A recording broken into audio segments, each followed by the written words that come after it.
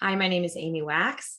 I'm an associate professor of psychology in the psych department at CSULB, and specifically, I'm in the industrial organizational psychology program.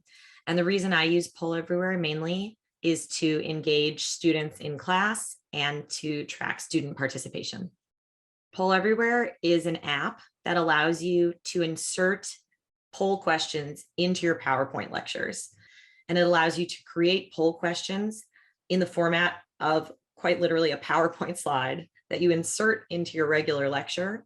And then when you come to that slide in your lecture, it presents as an interactive poll. What the poll allows students to do is to answer questions in real time during the course of your lecture.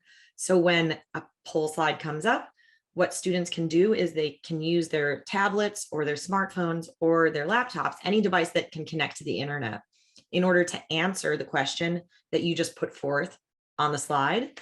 And then their answers will appear on the slide in real time as they respond to the question.